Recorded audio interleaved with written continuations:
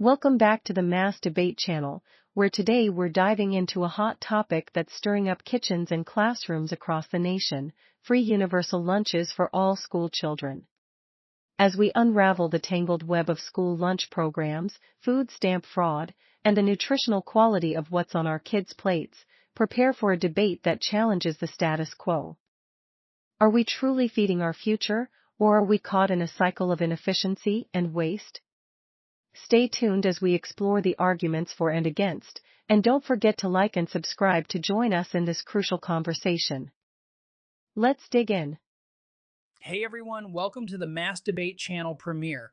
Before we dive into tonight's topic, let's get the conversation started. I'd love to hear your thoughts. What are your initial opinions on tonight's debate topic? Go ahead and pause the video to share your thoughts in the comments below. All right, now that we've got some initial reactions, here's another one for you. How do you think the topic of tonight's debate impacts our daily lives? Feel free to pause again and let's keep the discussion going. Your insights are what make these debates truly engaging.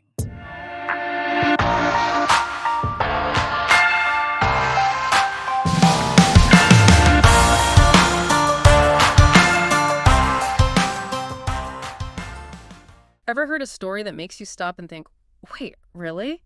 How does that even work? I think we all have. Well, get ready, because today we're diving into a topic that's full of those head-scratching moments: the surprisingly complex world of free school lunch programs in the U.S. And you're right. It's a topic that gets people talking, sparks a lot of debate, strong opinions all around. Totally. And it all started for me with this story. Okay, so a teacher sees a brand new Cadillac Escalade pull up to her school. Driver gets out, walks in, and you'll never guess, hands in an application for free lunch for their kid. Wow. Right. Now, look, I'm not here to judge anyone's financial situation, but it does make you wonder, right? Definitely brings up some questions. It really highlights how the whole free school lunch thing, it's bigger than just, who's eating what in the cafeteria. It's tied to funding, social equity, even just people's perceptions of who deserves help. Exactly. And that's what we're here to unpack right here, right now. We've got research, articles, the whole 9 yards, and we're going to break it all down. The arguments for and against universal free lunch, this whole Title I funding thing I keep hearing about, even how teachers fit into all of this. And maybe most important of all, we'll dig into those moments, wait, really? Moments where it seems like the system, might not be working quite as planned. Exactly. Like, remember that teacher with the Escalade story? Apparently, the principal told her, yeah, that happens, said nobody really checks because our funding depends on those free lunch numbers. That principal statement, it's a bit jarring, but it does get at something real about the system. See, schools labeled as Title I, they get a lot of federal funding. We're talking over $14 billion a year, and a big chunk of whether they even qualify for that funding depends on how many kids are eligible for free or reduced price lunches. Okay, so let's unpack this Title I thing a little. What I'm getting so far is these Title I schools, they're mostly in lower income communities, right? That's right. The idea is to give extra help, extra resources to schools in areas where, students might be facing tougher socioeconomic situations, trying to level the playing field a bit when it comes to educational opportunities. Makes sense. So more kids eligible for free or reduced lunch equals more funding for the school. Seems straightforward enough, but is that where those unintended consequences start creeping in? It's possible. We'll definitely dig into that more later on. But for now, let's lay some groundwork. Let's talk about the main arguments in favor of universal free lunch. Perfect, because I know there are some strong arguments for making sure every student gets a healthy meal at school, no questions asked. Absolutely. And people who support universal free lunch, they've got research to back up their points. Big one, of course, is fighting childhood hunger. Studies show it over and over. There's a clear link between regular nutritious meals and how well kids do in school. Makes sense. Hard to focus on math equations or history lessons when your stomach's rumbling. Right. And then there's the whole social-emotional side of things. With universal free lunch, you take away that potential stigma that can come with getting free meals. Creates a more inclusive environment for everyone. Yeah, no kid wants to feel like they're different or they're getting special treatment, especially when it comes to something as simple as having lunch with their friends. Exactly. So those are some of the big points in favor of universal free lunch. But like most things, there's another side to the Oh, story. I was just thinking, it can't be that simple, right? Our listeners are smart people. They want to understand the nuances, the what-ifs, the potential downsides. And you're right to be skeptical. We actually have a source right here. It's called the Free Universal Lunch Debate, and it brings up some really important counter-arguments. One of the big ones is the cost to taxpayers. If you're going to have a truly universal program, that means a huge investment of public funds. Makes you think, where's all that money coming from? Higher taxes, cuts to other programs. Big question. Absolutely. And then there's the worry about waste. If every single student's getting a free lunch, even if they don't need it or even want it, are we going to see a lot more food ending up in the trash? Yeah, it's tough. On one hand, you want to ensure every kid has access to a good meal. But then again, we don't want to be wasteful, especially when resources are already stretched thin. For sure. And that ties into another concern, the quality of the meals themselves. Hmm. Schools, they often have very tight budgets. If they're suddenly responsible for providing way more meals, could that mean the quality goes down? Yeah, could mean cheaper ingredients, less variety, maybe even smaller portions. Definitely something to think about. Exactly. And I'm not saying these problems are impossible to solve, but it just shows how complex the whole issue is. It's interesting, though, because we already have SNAP, right? The Supplemental Nutrition Assistance Program, which aims to address food insecurity. Great point. And it leads to a big question. If SNAP already exists, why is there this whole debate about free school lunch? Right. We looked this up. Our Judicial Watch source says the U.S. spends $112.8 billion on SNAP to help put food on the table for over 42 million people. So isn't that enough? Well, here's where it gets interesting. SNAP is crucial for families who are struggling, but it doesn't really address the needs within schools themselves. So we're spending billions on SNAP, but it doesn't quite address those specific needs inside schools, especially like you were saying with Title I schools where funding is so tied to how many kids are eligible for free or reduced lunch. Exactly, and that's where those potential unintended consequences, the ones we mentioned earlier, they really come into the play. Okay, so let's go back to that Cadillac Escalade story for a sec. Was that teacher just seeing a one-off thing, or does this whole link between free lunch eligibility and school funding, could it create situations where, the need isn't exactly being represented accurately? Ah, that's a tricky one, a sensitive topic for sure. It's important to be careful here. So there are systems in place, safeguards, to try and prevent abuse, whether it's an SNAP or Title I. But having said that, our Judicial Watch source, they actually point out that fraud does happen.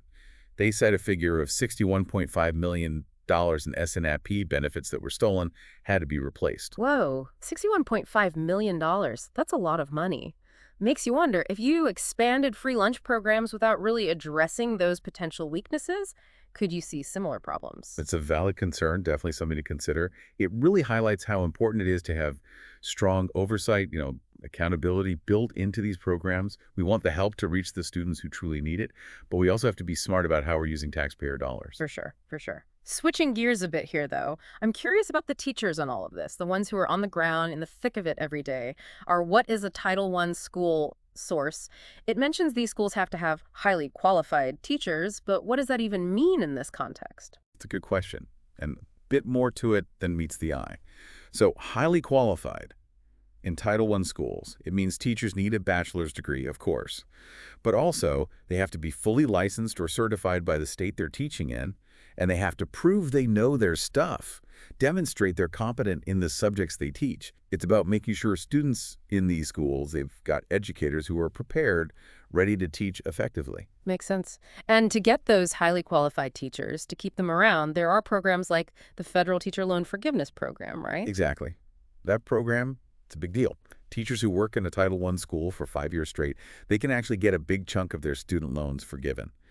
It's an incentive to try to get talented teachers into schools that, let's face it, often have more challenges, more needs. That's huge. I mean, student loan debt, that's a huge weight on so many teachers' shoulders. A program like that, it helps with that burden while also, like you said, making sure those high-need schools have the best teachers possible. Exactly.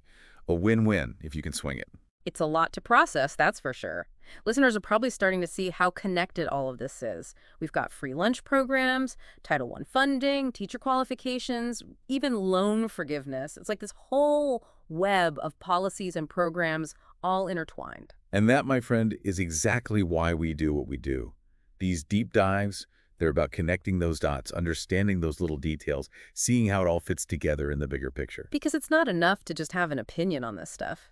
We have to understand it. The good, the bad, the potential benefits, and the potential downsides. And once you have that understanding, that's when you can really start to have productive conversations, really dig into how to solve these problems. Feels like we've been peeling back the layers of an onion here, huh? Started with this seemingly simple question about free lunch at school, and now, look at us. We're talking about federal funding formulas, teacher qualifications, even student loan debt. It's all connected, isn't it? That's the fascinating part. You can't really talk about one without bumping into the other. Exactly. So after this deep dive, after really digging into this world of free school lunches, Title I funding, this whole balance between individual responsibility and the greater good, where does that leave us? What's the takeaway for our listeners? They're smart. They want to be able to use this information. It leaves us with a really big question, I think. Maybe the biggest one, the one that got us here in the first place. Knowing all of this, should universal free lunch be the way forward? And if so, how do we actually make it work? The million-dollar question. No easy answers, I bet. Not at all. It's complicated, with good points on both sides. Like we've talked about, there are those who firmly believe in universal free lunch.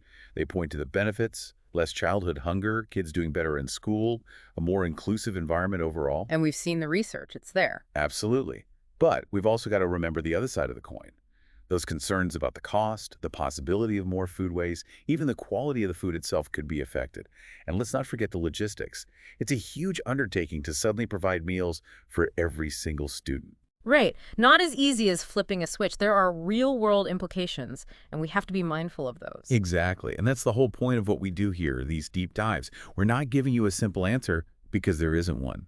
What we've done is give you, our amazing listeners, the knowledge, the context, so you can decide for yourselves. So what you're saying is we don't have to wait for someone else to tell us what to think.